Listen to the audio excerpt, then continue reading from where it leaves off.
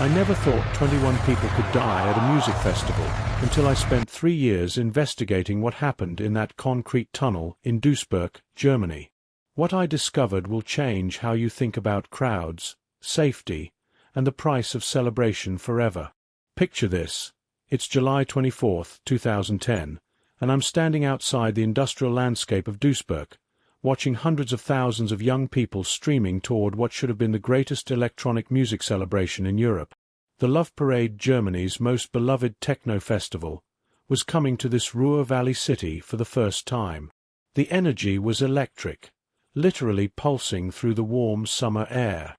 Kids with neon hair, glitter on their faces, wearing barely anything, all united by one thing: the promise of 24 hours of pure, unadulterated musical euphoria. But here's what nobody knew as they laughed and danced their way toward those entry points.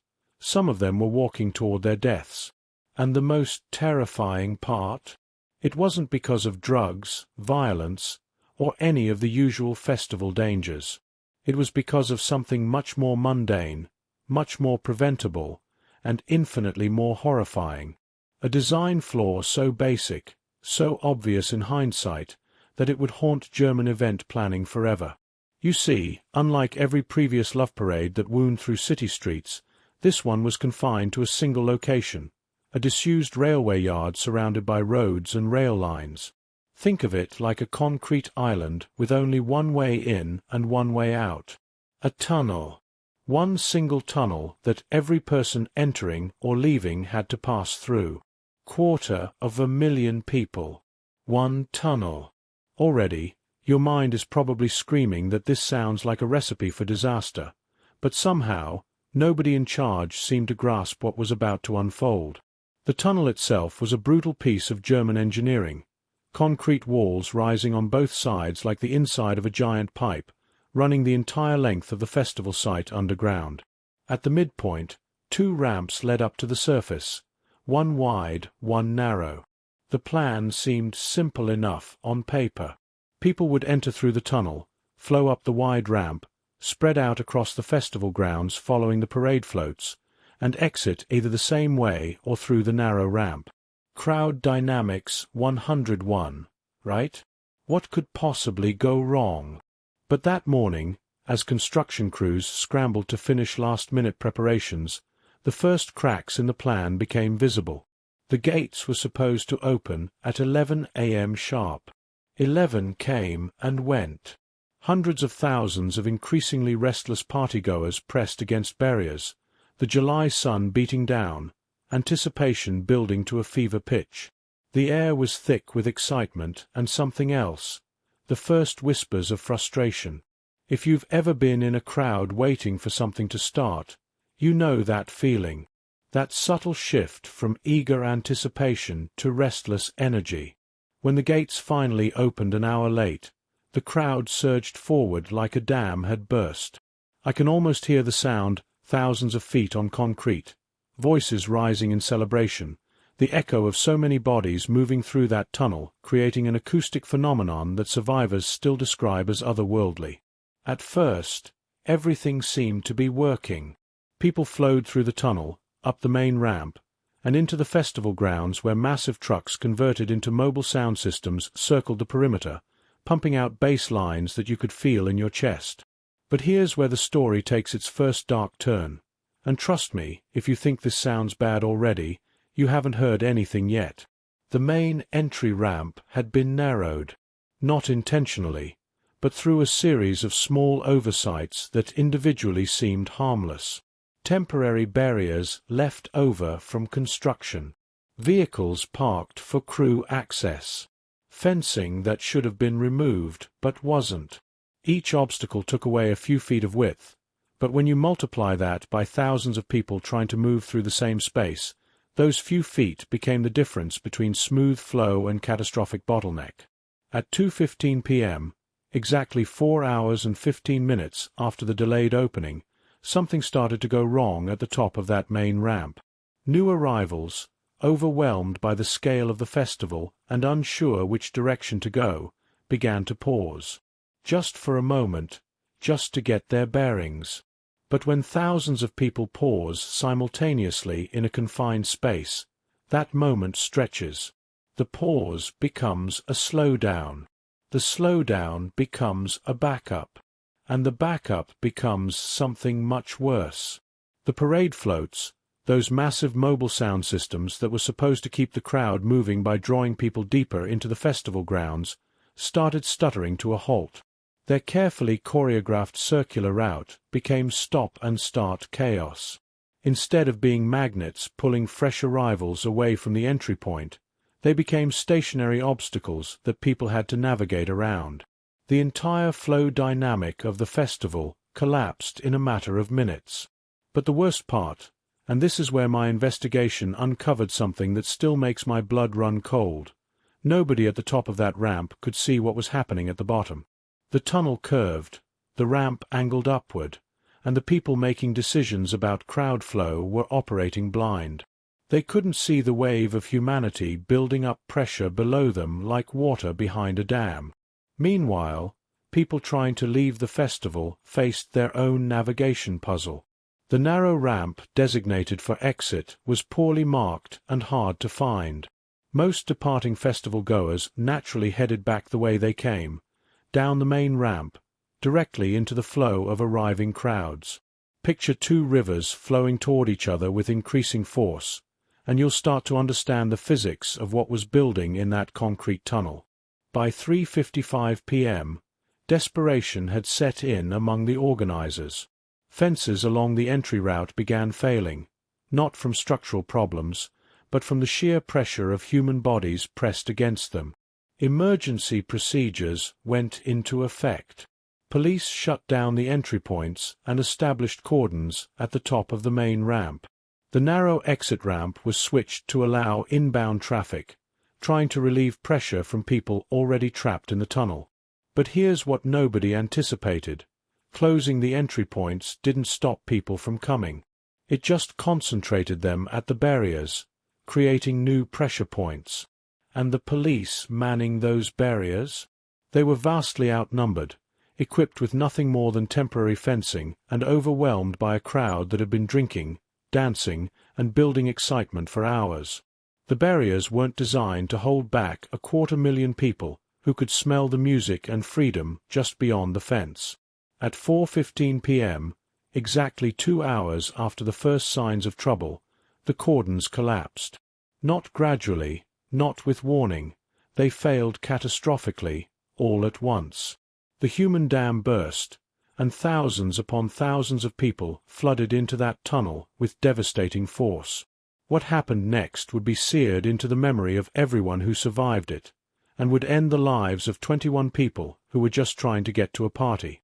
If you've ever been in a really dense crowd, you might think you understand what happened next. But let me tell you something. Unless you've been in a crowd crush, you have no idea what true helplessness feels like. This wasn't pushing and shoving. This wasn't even being uncomfortably pressed together. This was physics taking over from human agency entirely. Within minutes of the cordon failure, the density of bodies in that concrete ramp reached a critical threshold. People found themselves lifted off their feet by the pressure of bodies around them, not jumping, not climbing, but actually suspended in a matrix of human flesh. Arms pinned against sides, unable to move, unable to turn their heads, unable to do anything except try to keep breathing as the space around their chests grew smaller and smaller. One survivor described it to me like this: imagine being buried alive, except instead of dirt, it's people.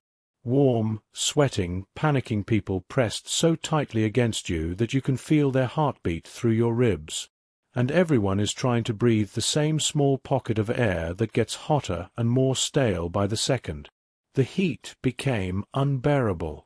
Human bodies generate an enormous amount of thermal energy, and when you pack thousands of them into a confined concrete space with no ventilation, the temperature spikes rapidly. Survivors talked about sweat dripping not just from their own bodies, but condensing from the mass of humanity around them and running down their faces like rain. The air itself seemed to disappear, not just because of the carbon dioxide being exhaled by thousands of lungs, but because there simply wasn't space for air between the bodies. People began fainting, not from exhaustion or dehydration, but from oxygen deprivation. And when someone loses consciousness in a crowd crush, they don't just fall down, they become dead weight supported by the people around them, adding to the pressure while contributing nothing to the collective effort to move or breathe. Some survivors described holding unconscious strangers upright for minutes, desperately trying to keep them from slipping down into the forest of legs where they would be trampled. One man told investigators, "I had this guy pressed against my back who kept talking to me, asking if I was okay, making jokes to keep spirits up. Then he stopped talking. I could feel his body go limp, but I couldn't turn around to look at him. I kept talking to him, kept trying to get a response, but nothing. After about 10 minutes, I realized he was probably dead, and I was holding up his corpse with my back while trying not to panic about whether I was next." The concrete walls on either side of the ramp became agents of death themselves. In a normal crowd situation, pressure can dissipate sideways. People can step aside, move laterally, find relief valves. But those walls created what engineers call a rigid boundary condition.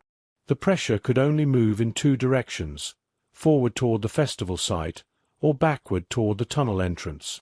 And since people were still flowing in from both directions, there was nowhere for the pressure to go except inward, compressing the crowd like a hydraulic press. Some people, driven by desperation and adrenaline, attempted to climb over the heads of the crowd toward the light poles and single staircase that offered potential escape routes. But climbing over people who can't move creates its own horror. Imagine someone's full body weight coming down on your shoulders when you can't shift position to support it. Several survivors described people stepping on their heads, using them as human stepping stones, pressing their faces downward into the necks of the people in front of them. The few who managed to reach the light poles faced another nightmare. These escape routes became focal points of desperation, drawing people from across the crowd like magnets.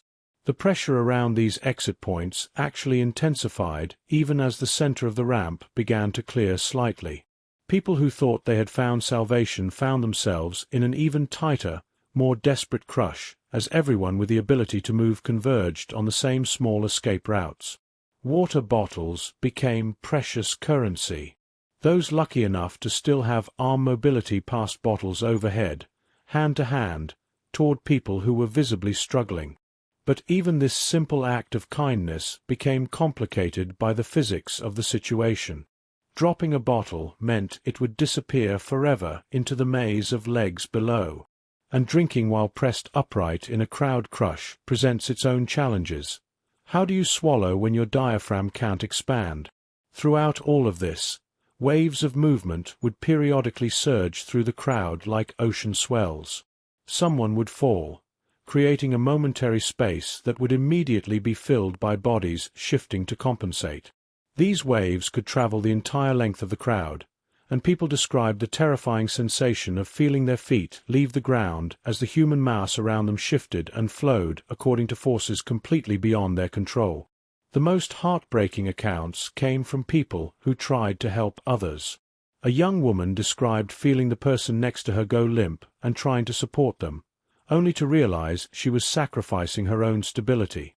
"I had to choose," she told investigators.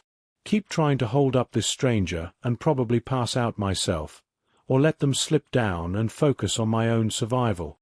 That's not a choice anyone should have to make." But here's what makes this tragedy even more surreal. While 21 people were dying in that concrete ramp, the festival continued above them. DJs played sets to crowds of dancing, euphoric partygoers who had no idea that people were suffocating just 50 meters below their feet. The bass lines that survivors describe hearing through the concrete became a soundtrack to their terror, the sound of the party they had come to enjoy, now unreachable and mocking. Event organizers faced an impossible decision.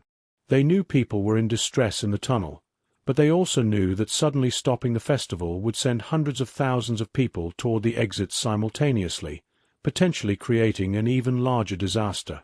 So they made the choice to keep the music playing, keep the party going, while emergency responders worked to extract people from the crush below. Around 5 p.m., nearly an hour after the crush began, enough people had been pulled to safety through the various escape routes that the pressure finally began to ease. Those who remained in the ramp found they could move again, could lift their arms, could take full breaths. The sensation of sudden space and mobility after being immobilized was described by survivors as almost hallucinogenic, like suddenly being able to fly after being buried underground. But as the crowd dispersed and the ramp cleared, the true cost became visible. Bodies scattered across the concrete, some unconscious, some clearly beyond help. 21 people who had started that day planning to dance until sunrise would never dance again.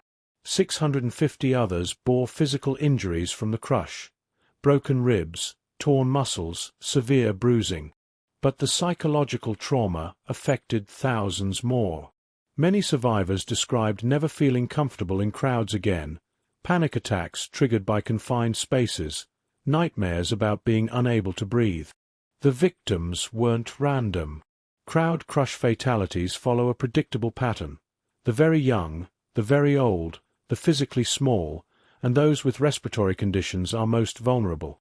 Most of the deaths were young women and older adults who simply couldn't generate enough force to maintain breathing space around their chests when the pressure intensified. In the aftermath, as investigators tried to piece together what had gone wrong, they uncovered a web of institutional failures that read like a textbook case of how not to manage large events. The organizers had never conducted a proper crowd flow analysis. The city authorities had approved plans without consulting crowd safety experts. The police had been given crowd control responsibilities without crowd control training or equipment. But perhaps most damning of all was the revelation that multiple people had raised safety concerns before the event and been ignored. Engineers who looked at the site layout warned that the tunnel could become a bottleneck. Crowd safety experts questioned whether the site could safely accommodate the planned attendance. Local authorities received reports about potential problems but approved the event anyway, perhaps influenced by the prestige and economic benefits of hosting such a major cultural event. 10 people were ultimately charged with criminal offenses, including negligent manslaughter, 4 event organizers and 6 city employees. But after lengthy court proceedings, all charges were either dropped or abandoned due to the time that had elapsed. Justice, it seemed, was as elusive as accountability had been in the planning stages. The mayor of Duisburg, Adolf Sauerland, faced particular scrutiny for approving the event despite safety concerns. Some suggested his enthusiasm for the Loveparade was tied to Duisburg's bid for European Capital of Culture status, a prestigious designation that could bring tourism and investment to the economically struggling region. A recall election removed him from office, though he maintained his innocence until the end. The Loveparade itself didn't survive the tragedy. The head of the organizing company announced that future events were cancelled indefinitely. The Loveparade has always been a joyful and peaceful party, he said, but in future would always be overshadowed by yesterday's events. Out of respect for the victims, their families and friends, we are going to discontinue the event in the future. And that means the end of the Loveparade. But the impact of what happened in Duisburg extends far beyond the end of one festival. Crowd safety protocols at major events worldwide were rewritten. The concept of density mapping, using technology to monitor crowd density in real time and prevent dangerous accumulations, became standard practice at large gatherings. The physics of crowd behavior, once poorly understood even by safety professionals, became a legitimate field of engineering study. Yet despite all these changes, similar tragedies continue to occur. The fundamental challenge remains the same: managing the movement and safety of large groups of people who are excited, possibly intoxicated, and focused on enjoying themselves rather than following safety protocols. Human crowd behavior operates according to fluid dynamics that are predictable in theory but chaotic in practice.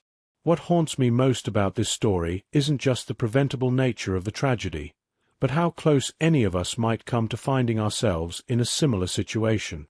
Every time you're in a dense crowd, at a concert, a sporting event, a transportation hub during rush hour, you're participating in the same physics that turned deadly in that Duisburg tunnel. The only difference is usually better planning, more exit routes, and a bit of luck. The families of those 21 victims received compensation settlements, but money can't restore a life cut short by institutional negligence. The survivors carry scars, both physical and psychological, that will never fully heal. And the city of Duisburg, once proud to host Germany's most beloved music festival, now bears the permanent stigma of the place where the party stopped forever.